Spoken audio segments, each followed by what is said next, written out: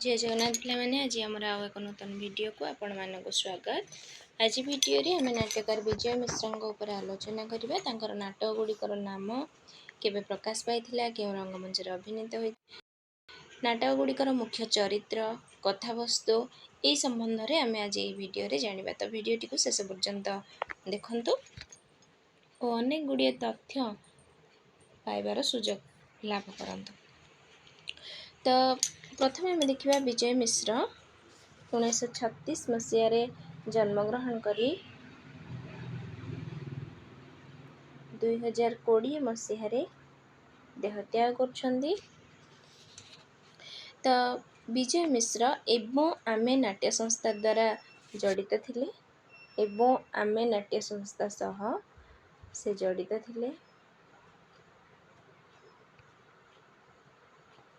तो तांकर प्रथम नाटक हेउछि जननी, जहाँकि 1960 मसीह कटक अन्नपूर्णा नाट्य संस्था द्वारा अभिनीत होइथिला। निहार रंजन गुप्तଙ୍କ मायामृग उपन्यासर प्रभाव एथिरे लक्ष्य करा जाए। तो दुईटी जननी गोटिए संतान को नहीं तांकर जो मानसिक संघर्ष देखा देइछि ताहा ए नाटकर कथावस्तु। तो अनिता अमिता तांकर कुमार हेउछि सुधीर। तो एभଳି भाबरे नाटकर कहानी रहुछि। परवर्ती नाटक तांकर एकाकी, जहाँकि 1961 मसीह प्रकाश पाए महानदी क्लब द्वारा एकाम्र काननर रवींद्र मंडप रे अभिनीत होइतिला। ओडिया संगीत नाटक एकाडेमी द्वारा ही नाटकटी पुरस्कृत।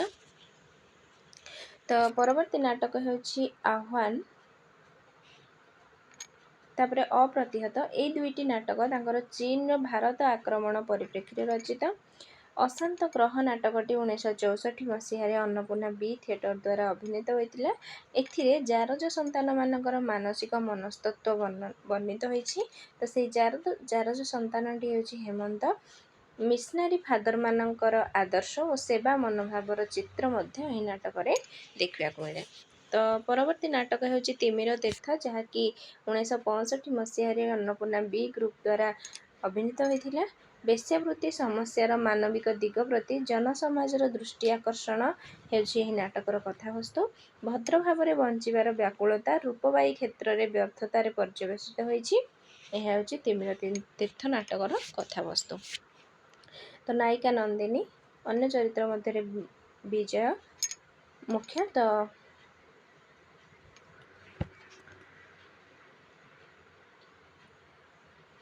नॉर्वे नाट्यकार हेनरिक इब्सेन दिग्घोष्ट अवलंबन रे ही नाटकटी रचित। तो परवर्ती नाटक तांकर हेउछि आर्तनाद, जहाँकि 1965 मसीह श्रीमा थिएटर रे अभिनीत होइतिला। एथिरे थिला वाला नथिला वाला संघर्ष एवं श्रमिक विजय को नहीं रचित एही नाटक रे रचित होइछि। तो विजय नंदिनी एही नाटकर चरित्र।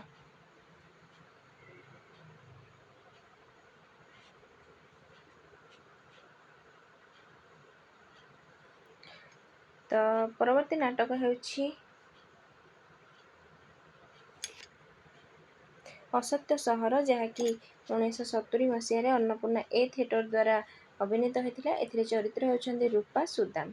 तो प्रतीक्षा नाटकटी तांकर 1966 मसीह अन्नपूर्णा बी थिएटर द्वारा अभिनीत होइतिला।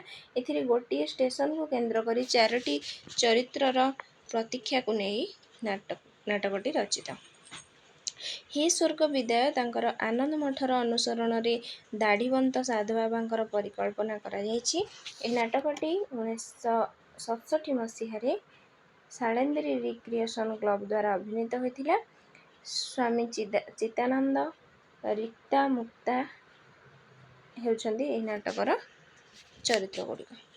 तो निषिद्ध स्वप्न नाटकर चरित्र हेउछन्ति परशुराम गौरी। परवर्ती नाटक हेउछि जाजाबरा, जहाँकि 1968 मसीह जनता रंगमंच रे अभिनीत होइतिला।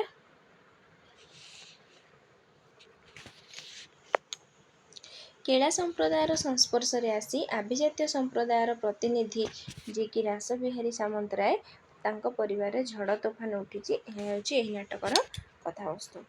तो ये नाटकर चरित्र मध्य आम देखा अरूप, झिल्ली, रासबिहारी एमाने होचंदी चरित्र। तो पिटी माने तिमिर तीर्थ हाँ प्रतीक्षा नाटकर चरित्र गुड़िक होचंदी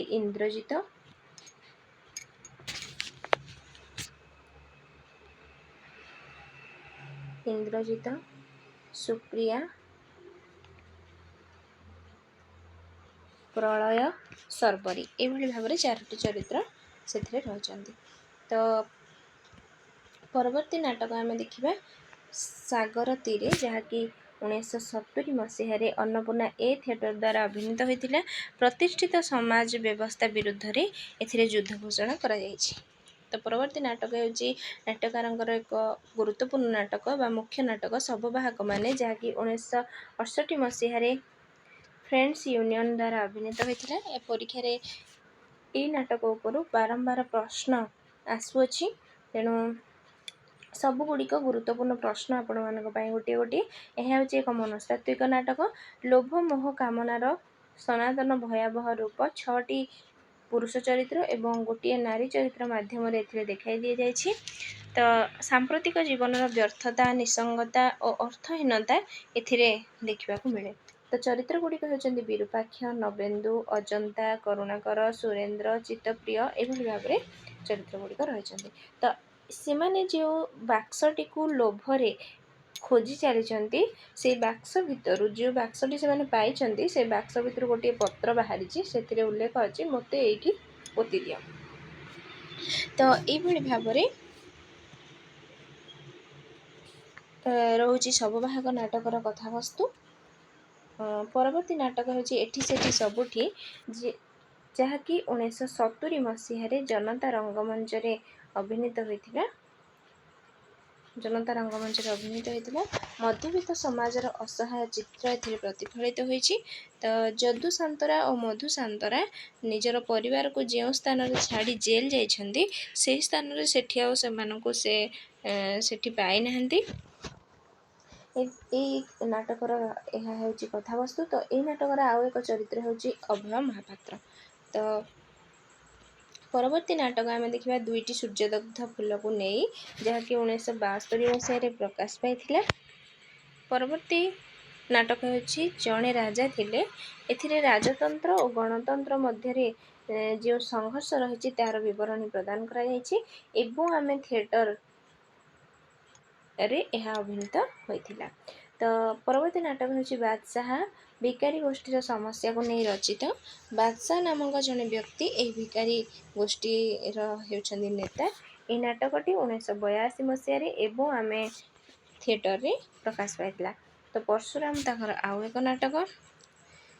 परवर्ती नाटक होची बानप्रस्थ जहाँ पाई से केंद्र साहित्य एकाडेमी पुरस्कार लाभ करछंती 2013 मसीह। तो यही नाटकर चरित्र गुड़िक मध्य बिरंची, करुणा, नीलाद्री, सरस्वती, रुद्र एभली भाव में चरित्र सब रोचंदी। तो यही नाटक गोटे भड़ा घरे वृद्धा केते जण बुढ़ा बुढ़ी से माने रहुचंदी।